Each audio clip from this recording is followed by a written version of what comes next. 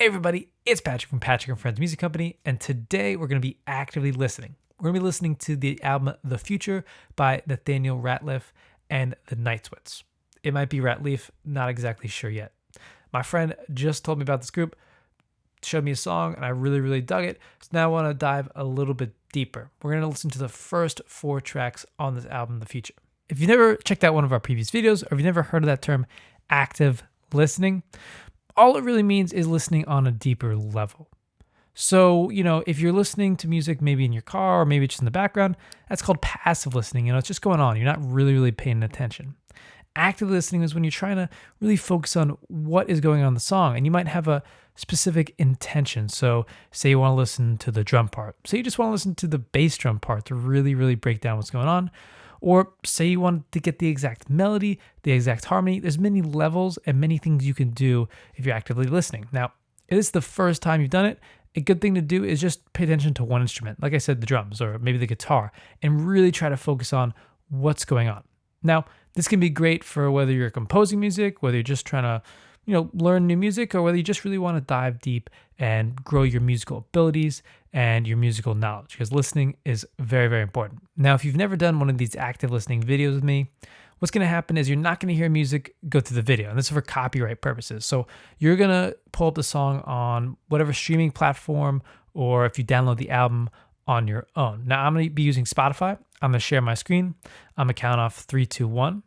And then after each song, we're going to pause so I have time to talk about it. So I'll also include, the timestamp so you can kind of follow along. Maybe you already listened to the song, or maybe you want to re-listen to it, and then you can go back to where we talk about it. So I'm going to share my screen, and we're going to be getting right to it. Okay, so we got it pulled up. I'm going to play the first song, The Future, on the album The Future by Nathaniel Rateliff and the Night Sweats. 3, 2, 1.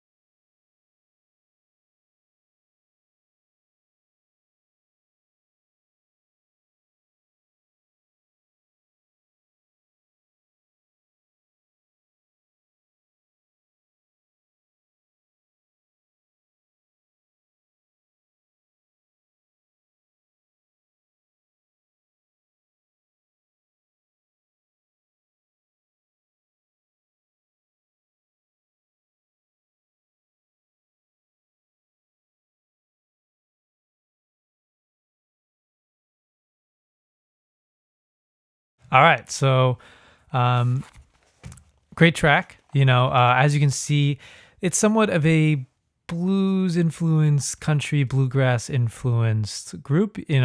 I think one of the main things right off the bat is sort of that strong rhythm and sort of, you know, very, very consistent rhythm that's happening with the drums and specifically the guitar. I always say that the acoustic guitar specifically, when I teach students, is you're almost a percussion instrument as much as you are a harmony instrument. Obviously, you're playing chords a lot of times, so you're providing the harmony and the chords to whatever music or whatever melody might be happening. But a lot of times you're providing rhythm, that sound of the pick or even your fingers against the steel strings of an acoustic guitar is a lot of times about the rhythm. And you can hear that going on and on consistently through the song, sort of syncing very, very well up with the drums, dun, ba dun, dun, dun, dun, dun, ba dun, dun, dun, dun, dun, right? Going on and on throughout the song. I think that really drives the song. If I could describe one adjective about the song, it would be, driving. It's a very, very bass drum, drums in general, and guitar rhythm driven song. Now, he's a very bluesy, soulful voice. I did notice, which interesting, is in the mix, his voice is almost, to me, it could be my headphones, could be anything, is it's a little back a little bit. It's not, I wouldn't say it's like so much up in the front like maybe a pop song might be. I found that really interesting, and I think it sort of actually really blends well with the song because he has such a powerful voice. It almost, because it's so powerful and he's really, really gravelly, it fits so well and it's not overpowering to the rest of the music. Now, what I like to talk a lot about, and a lot of this I use when I actually listen, is really dealing with composition. And one of the things, two things specifically, is layering and how you can take a song that is seemingly repetitive or seemingly has the same stuff kind of driving force going on and make it interesting throughout the whole, I forgot, 4 minutes. Yeah, 4 minutes that it's going on. So just the small things, you hear the guitar, vocals, and the drums. Those are the three probably most prominent instruments, but there's little things going on that are very, very interesting. There's that repeating horn sort of build up part. I think it's what I would consider the chorus, even though it's not necessarily maybe traditionally what you might think of as chorus. It almost sounds like a lead up. If you notice, the first time the horns come in, if I can remember, together, and it sort of adds something extra. And then if you notice, the next time it happens, the horns actually come in a little bit earlier. So instead of just repeating the same exact thing over and over again, the horns come in a little bit earlier before that horn part of the chorus. So the horns come in the verse, or if you want to call it the pre-chorus part. This is interesting because, maybe if you just kind of play the verse, then the chorus, oh, okay, that's the same thing, just happening twice. But now they're adding a little bit extra so it catches your ears and makes you keep on listening and makes you keep on paying attention. And then layering is a big thing. So, they have a lot going on, even though you may hear the three main instruments like we talked about, acoustic guitar, drums, and vocals. There's a lot of instruments going on, including piano, including, I believe, is a slide guitar, and even maybe some sort of bluegrass instrument was going on. And these are maybe small things that, are very, very low in the mix, but they add depth and they add character to the song. And that's the stuff I really love. Okay, so we could talk about the song for a while, but let's pop on our next song. Okay, so the second track is called The Survivor. So the second track's called Survivor. All right, let's pop it on. 3, 2, 1.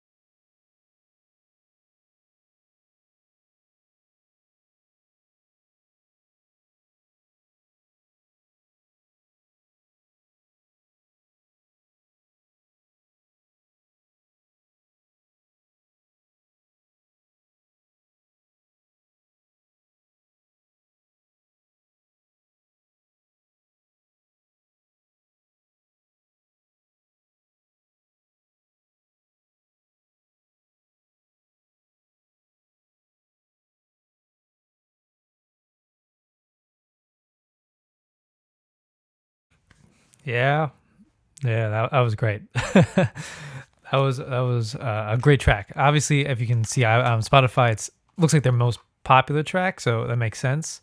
Um, a lot of things to talk about. We're not actually going to cover everything because honestly, we have to listen through it again, and there's a lot of things to talk about. Uh, First is the balance of space and or I say the juxtaposition of space. So in the beginning, there's a lot of space, and space is really important in music because it keeps someone really paying attention. If there's just everything all over, you have no room for your ears to breathe, so to speak, then it can be almost overwhelming. And this has a lot of space in the beginning, and it kind of goes between the drums and the short sort of guitar stabs, right? Uh, uh, uh, right, and it's a very syncopated rhythm, um, and sort of the balance of that continuous guitar stab with the drums, and obviously the vocals come in. That balance, and it creates a lot of space. It keeps you listening, and that's just really, really great. So I believe, because I just want to double check, if I go back, so it's the bass, the drums, and the guitar. So the stabs, drums, and then the vocals come in pretty early. So da boom, da boom, right, boom, da ba boom, da ba boom, boom, da da da da, and then that really syncopated rhythm, boom, da ba boom, da boom, boom, boom, right. So that really syncopated rhythm really keeps you going. Now, I don't have to go through the song again. Similar to the last one, there's a lot of layering that is going on, and that's what really keeps the song very interesting. It is very verse chorus, as you might say. There's a couple of different things, but there continues to be layers and layers. There's a little guitar part that comes in after a little bit. It's very simplistic at the beginning, then it adds a little guitar part, then the horns come in, right? And then that chorus, like I said, juxtaposition of space and lack thereof is the chorus, da da da da, yeah, right. All the horns are playing the same sort of rhythm as the melody. There's a little extra, if you can hear it, I think in my right ear, if my headphones are on correctly, yeah. There's a small little thing. It's very, very back in the mix. It's a small, low, distorted, I think, guitar, like maybe it's even drop tuned probably. That's just adding a little layer. And then, like I said, the horns come and just sort of take over, and it's this big, big sound. So you have this smaller sound and then this big, big sound. And then really, really smartly, what does he do, or the group do, the Night Sweats, do? And I believe the second verse is they take that same sort of rhythm and they double it. I think the bass is still playing it. Maybe I have to double check, but they double it with the bari sax. So, you add in the horns. The horns are in there with you. And then instead of just taking them away and kind of going back to what you had before, the drums are a little more active. And you kind of have the bari sax playing some of that bass line, right? So if you go to around 47 seconds, right after they sort of hit you with sort of almost a fake like preamble to the chorus. So here's a little bit of the chorus. And then the bari sax comes in, drums get a lot more active. There's a lot less space. And then honestly, they just keep layering and layering and layering. They layer horns. They have new horn parts. If you go through it, right? So they have that part, da da da da da da da ya, da da, right? And then they go back to a little more space, take a little bit away, but it's not quite the beginning, right? They're still building.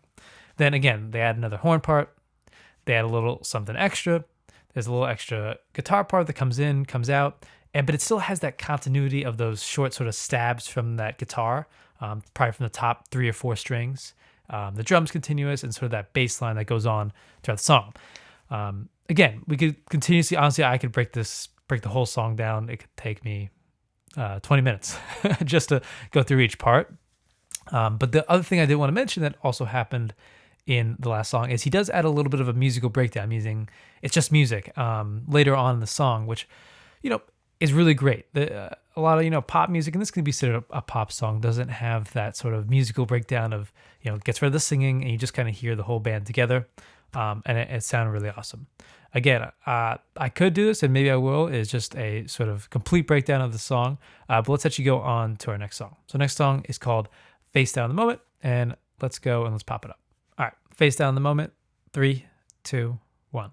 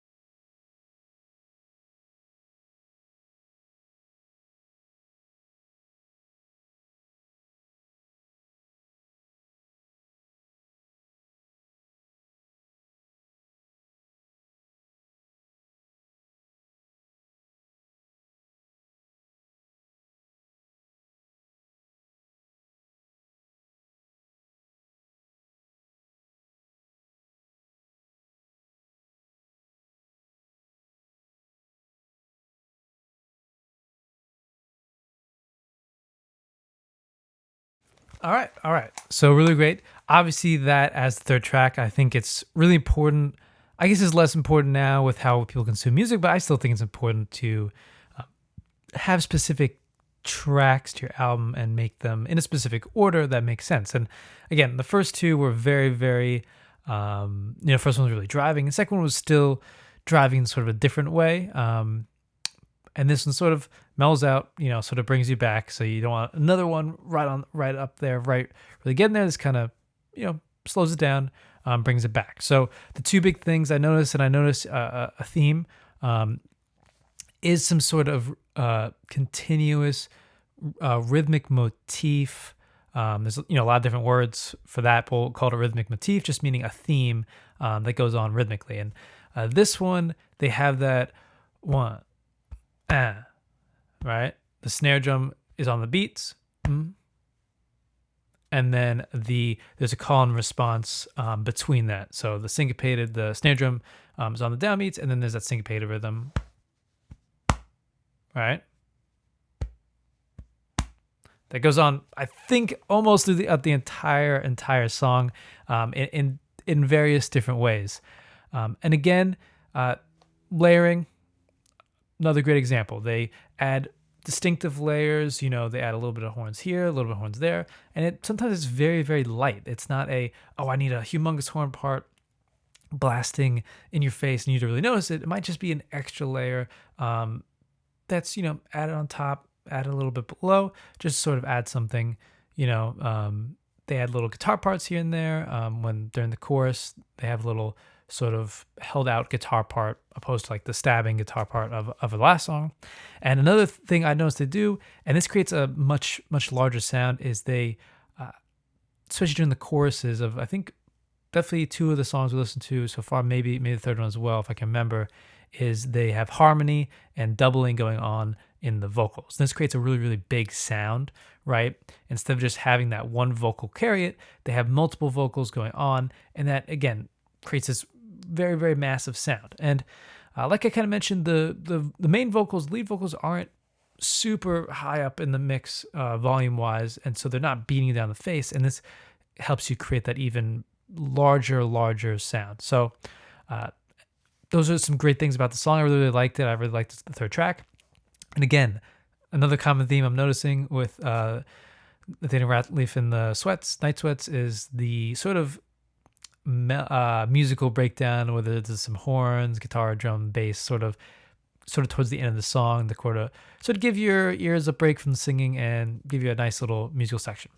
Okay, so let's pop on our last song, which is going to be the fourth song on the album. Okay, so the fourth track is called Something Ain't Right. Ready? 3, 2, 1.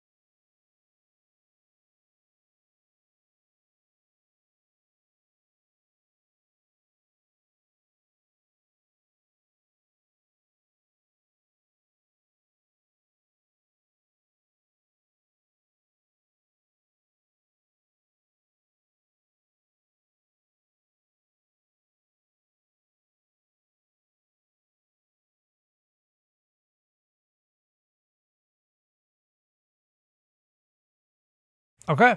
Yeah. So I think as the last song, it's a fitting song. It's somewhere in between the first two tracks and the third track as far as, the driving force. Obviously, again, another example of that rhythmic continuity, that rhythmic theme. It has sort of a 12/8 feel that the piano is playing almost throughout the entire song. Da, da, da, da, da, da, da, da, da. And I think what's interesting is, although the piano is accenting certain beats, the thing that actually changes the feel, because although that goes on throughout the entire song, the thing that changes the feel is the bass, right? In the beginning, the bass is bum, bum, bum, right? So he's not playing depending on how you look at it, 12/8 or so, he's not playing sort of on every, wouldn't necessarily say beat, but you'd say on every sort of accent. But then during the verse, to sort of create more movement, he is playing on the da da da da da da dun dun dun dun dun dun, right? So instead of dun dun dun dun dun dun dun dun dun dun dun, he then picks it up, dun dun dun dun dun dun dun dun dun, right? And that kind of creates this movement difference. So although the piano's doing the same thing, that rhythmic theme is going throughout, the bass is what's driving those sort of different sounds and different emotions and feelings. Now, again, layering. Although again, it can be I wouldn't even call it repetitive, because that's how smart they're using layering and adding horns, adding different levels to the music. It's not just the same thing over and over again. There's different aspects. Another thing you're going to hear, melody and doubling of vocals creates a bigger sound. It was happening during the verse and the chorus, end of the song. So a lot of those same themes that pop up, I think, to me, the band and Nathaniel have a very distinct sound, right? A lot of different influences from blues, bluegrass, country, rock, and probably more than that. And they have that very distinct sound, and it's very, very driven by rhythm. And I think that's important. For their sound, I think it's an important thing to pick up, how they can take these rhythmic motifs, rhythmic themes, play them throughout the whole song, but still have this sort of layering that creates the sound and creates very, very interesting song to listen to. It doesn't just sound like the same thing over and over again. There's different sections, different parts, with very, very with a lot of continuity. Like I said before, it sounds like the same song. It's not just, okay, here's a part, here's a part, here's a part, here's a part. No, they're very, very connected. But the way they use layers, whether it's a guitar, whether it's a horn part, whether it's an added vocal, they're always creating new sounds with similar material. And I think that's really interesting and something to take away. I hope you enjoyed this active listening session. Make sure you comment, subscribe. If you disagree with me, if you hated what I said, if you loved what I said, doesn't matter to me. I'll try to write back and respond. But in the meantime, happy practicing.